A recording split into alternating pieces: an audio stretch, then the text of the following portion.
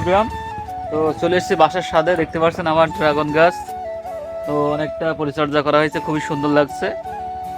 Dragon গাছ কিন্তু অনেক বড় হয়েছে, কিন্তু এখনো পর্যন্ত কোনো ফল আমি এই গাছ থেকে পাইনি, যেটা সত্যি আমার কাছে খারাপ লাগছে, দুঃখ লাগছে।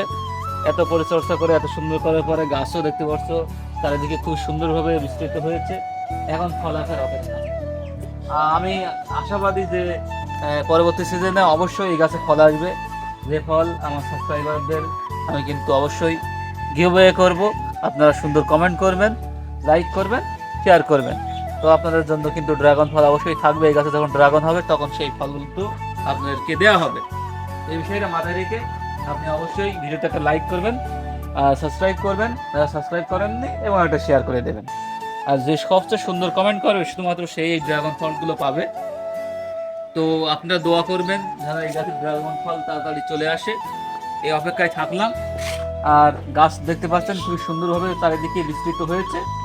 এমনভাবে যদি বিস্তৃত হয়ে থাকে তাহলে আশা করি খুব দ্রুতই পাশে আরও একটা পালা দেওয়ার প্রয়োজন হতে পারে।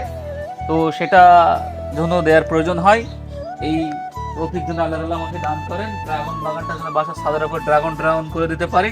আর যত বেশি ড্রাগন হবে, বুঝতে পারছেন, তত বেশি ড্রাগন কিন্তু আপনাদেরকে আমি গিভওয়ে করবো। এটা কিন্তু আপনাদেরকে বুঝতে হবে। এই জন্য সুন্দর একটি কমেন্ট করবেন, আপনাদেরকে আমি বারবার স্মরণ করে দিচ্ছি, সুন্দর একটি কমেন্ট করবেন, অবশ্যই আপনারা ড্রাগন ফল পাবেন। এখানে দেখতে পাচ্ছেন আসলে আপনাদেরকে একটা বিষয় আমি শেয়ার করতে চাচ্ছি, সেটা হচ্ছে এই যে ড্রাগন ফল, এই যে ড্রাগন গাছটা আছে এখানে, এই ড্রাগন গাছ আমি কিন্তু কোনো বীজ থেকে হয়নি। এটা আমি কি করেছিলাম, পাশের এক বাসা থেকে জাস্ট কয়টা ডাল নিয়ে এসেছিলাম, এরকম ডাল কেটে কেটে নিয়ে আসছিলাম, নিয়ে এসে আমি লাগিয়েছিলাম। তো সেখান থেকে এত বড় হয়েছে।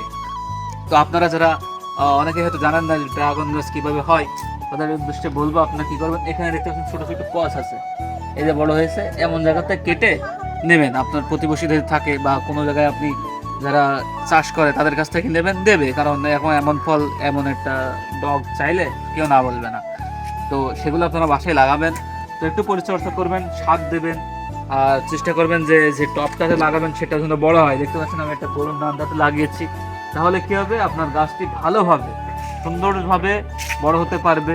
তো সেজন্য কিন্তু অবশ্যই আপনারা সুন্দর একটি বড় টপে গাছটা লাগানোর চেষ্টা করবেন। আর অবশ্যই পরিচর্যার প্রয়োজন আছে, চেষ্টা করবেন যে সিজনে পানি হয় না সেই সিজনে পানি দেওয়া, তাহলে কিন্তু খুবই ভালো হবে। তো আজকে এতটুকুই। অবশ্যই সুন্দর একটা কমেন্ট করবেন। আল্লাহ হাফেজ।